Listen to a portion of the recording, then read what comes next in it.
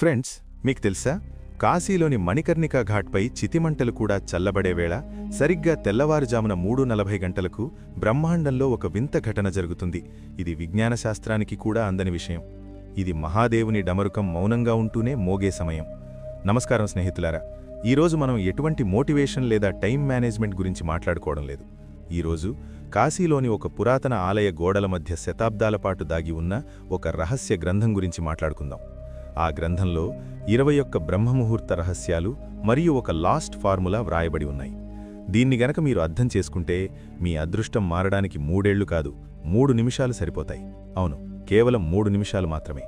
కాబట్టి ఈ వీడియోని తప్పకుండా చివరి వరకు చూడండి. ఫ్రెండ్స్, తెల్లవారుజామున త్వరగా లేవాలని, విజయవంతమైన వ్యక్తులు 4 గంటలకు లేస్తారని మీరు వేల సంఖ్యలో వీడియోలు చూసి ఉంటారు. కానీ నిద్రలేచిన తర్వాత ఆ మొదటి 3 నిమిషాల్లో మీలోని శివశక్తిని ఎలా యాక్టివేట్ చేయాలో ఎవ్వరూ మీకు చెప్పరు.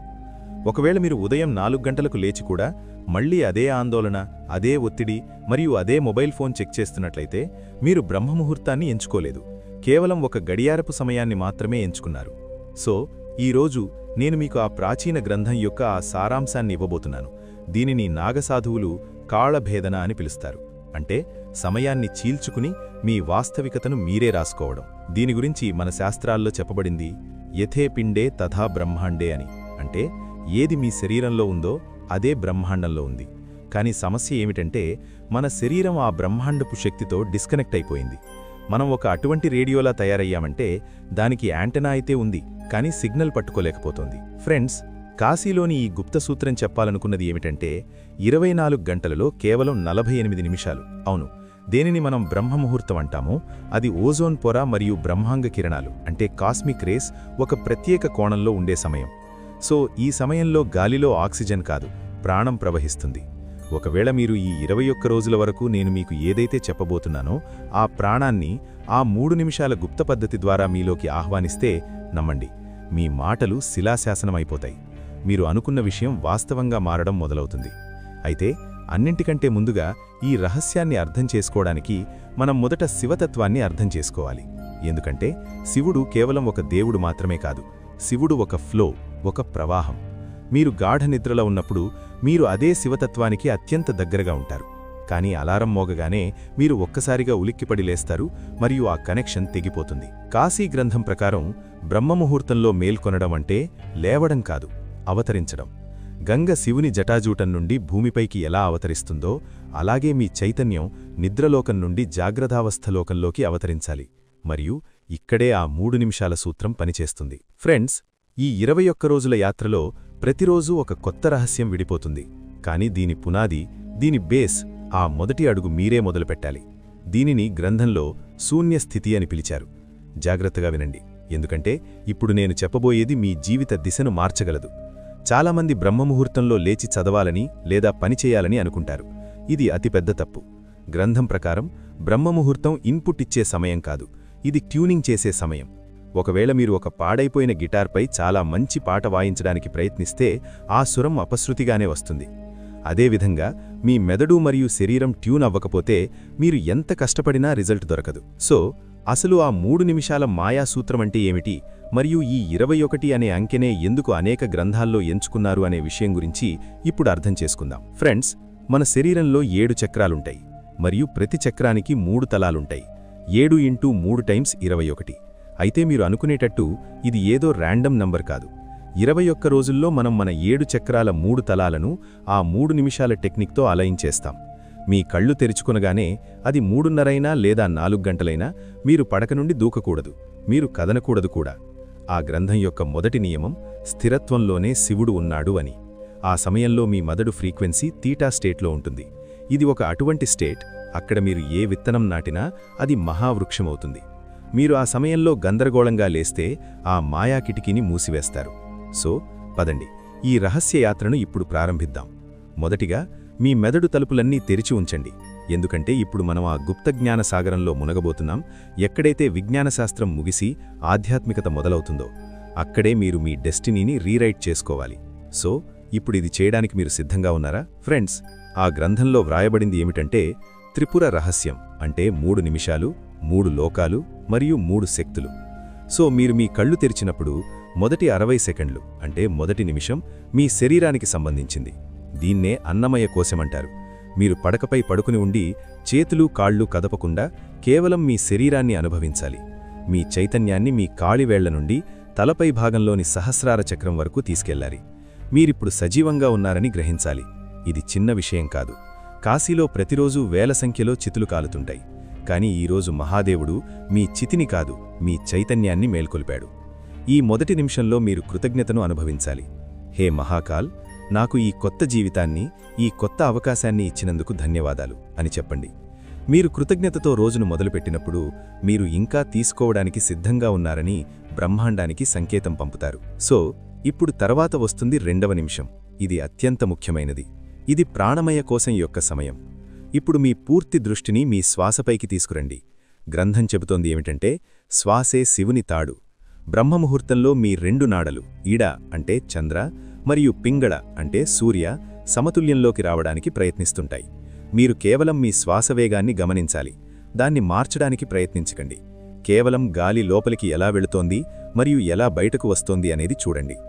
ఈ 2వ నిమిషంలో విజువలైజ్ చేయండి. ప్రతి శ్వాసతో బ్రహ్మాండంలోని బంగారు శక్తి అంటే గోల్డెన్ ఎనర్జీ మీలోకి నిండుతోంది. మరియు ప్రతి బయటకు వెళ్లే శ్వాసతో మీ శరీరంలోని అనారోగ్యం, బద్ధకం మరియు నికారాత్మకత, నల్లటి పొగరా బయటపోతోంది. ఇది కేవలం కల్పన కాదు.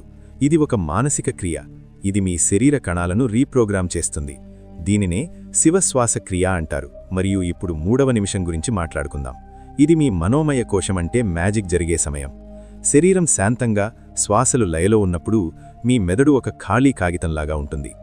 ఈ 3వ నిమిషంలో మీరు మీ సంకల్పాన్ని పునరావృతం చేయాలి.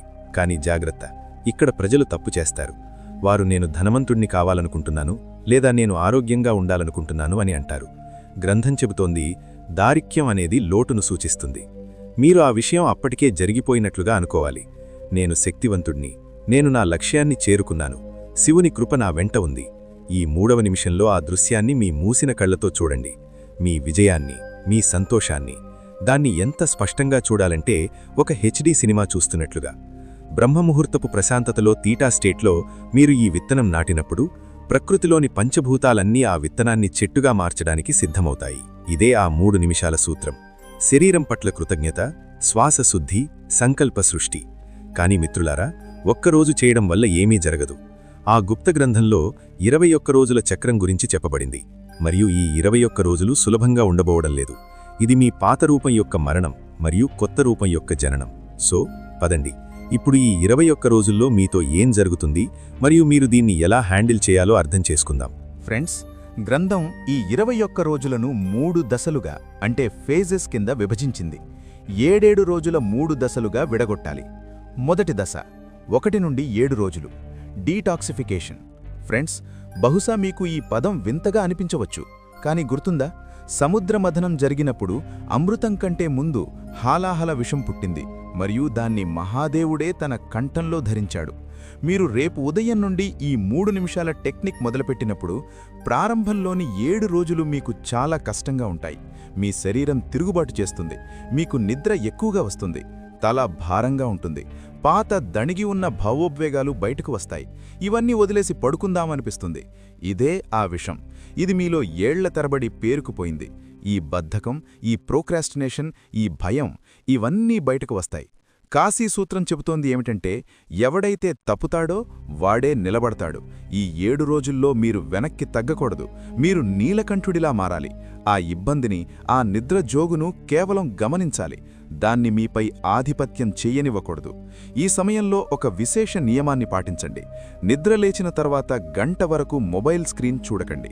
ఒకవేళ మీరు ఈ 7 రోజుల్లో మొబైల్ నీలి వెలుతురు మీ కళ్లలో పడితే మీరు మీ పీనియల్ గ్లాండ్ను అంధుడిని చేసినట్లే. ఇది మీ 3వ నేత్రం యాక్టివేట్ అవ్వడానికి ప్రయత్నిస్తున్న సమయం. దానికి చీకటి కావాలి, మొబైల్ లైట్ కాదు.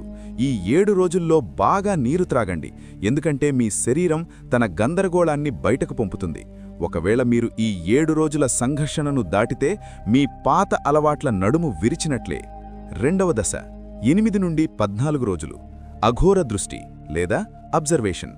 ఫ్రెండ్స్, శరీరం కొంచెం శాంతించిన తర్వాత 8వ రోజు నుండి మెదడు ఆట మొదలవుతుంది. అఘోరా అంటే ఏది ఘోరం కాదో అది అంటే ఏది సరళమో, దేనిలో భేదం లేదో అది. ఈ రోజుల్లో మీకు అకస్మాత్తుగా చాలా ఐడియాలొస్తాయి. కొన్నిసార్లు చాలా పాత చెడు జ్ఞాపకాలు కూడా వేధిస్తాయి. గ్రంథం చెబుతోంది, ఆలోచనలను పట్టుకోకండి, వాటిని ప్రవహించనివ్వండి. గంగా ఘాట్ మీద కూర్చొని మీరు నీటిని ఎలా ప్రవహిస్తుంటే చూస్తారో అలాగే బ్రహ్మముహూర్తంలో ఆ 3 నిమిషాల తర్వాత నిశ్శబ్దంగా కూర్చొని మీ ఆలోచనలను చూడండి. ఈ ఫేజ్లో మీకొక వింతైన ప్రశాంతత అనుభూతి కలుగుతుంది. మీరు మీ శరీరం కంటే వేరని అనిపిస్తుంది. ఇదే మీ ఫ్రీక్వెన్సీ మారడం మొదలయ్యే సమయం. గతంలో మీకు ఏ విషయాల మీద కోపం వచ్చేదో ఇప్పుడవి మీకు పనికిమాలినవిగా అనిపిస్తాయి. మీరు చిన్నపాటి గొడవల్లో పడటం మానేస్తారు.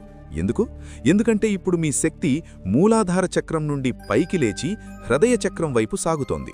ఈ రోజుల్లో ఒక పని తప్పక చేయండి.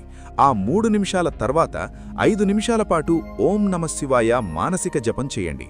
అంతేకాకుండా మీ మనసుతో మీరే మాట్లాడుకోండి. ఎందుకంటే ఈ మంత్రం ఒక వైబ్రేషన్. ఇది మీ డిఎన్ఏను రిపేర్ చేస్తుంది. సౌండ్ ఫ్రీక్వెన్సీతో మ్యాటర్ మారుతుందని విజ్ఞాన శాస్త్రం కూడా ఇప్పుడు అంగీకరిస్తోంది.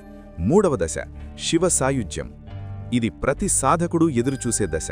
15వ రోజు తర్వాత మీకు అలాం అవసరం ఉండదు. 3:40 గంటలకు మీ కళ్ళు దానంతట అవే తెరుచుకుంటాయి. లోపల ఎవరో లైట్ వేసినట్లుగా ఫ్రెష్గా ఉంటుంది. ఈ సమయంలో మీరు గమనిస్తారు, మీరు ఏది ఆలోచిస్తారో అది చాలా త్వరగా వాస్తవంగా మారుతుంది. దీన్నే మనం లా ఆఫ్ అట్రాక్షన్ అంటాం. కానీ కాశీ గ్రంథంలో దీనిని సంకల్పసిద్ధి అని పిలిచారు. మీరు ఎవరినైనా గుర్తు చేసుకుంటే వారి ఫోన్ వస్తుంది. మీరు ఏదైనా పని గురించి ఆలోచిస్తే దానికి దారులు దానంతట అవే తెరుచుకుంటాయి. ఇది ఏ చమత్కారం కాదు. ఇది కేవలం ఎందుకంటే ఇప్పుడు మీ యాంటెన్నా బ్రహ్మాండపు సిగ్నల్తో ట్యూన్ అయిపోయింది. ఈ చివరి 7 రోజుల్లో మీ ఆ 3 నిమిషాల విజువలైజేషన్ను చాలా బలంగా చేయండి. ఎందుకంటే ఇప్పుడు మీ సబ్కాన్షియస్ మైండ్ పూర్తిగా తెరుచుకొని ఉంది. ఇప్పుడు మీరు ఇందులో ఏది వేస్తే అదే మీ అదృష్టంగా మారుతుంది.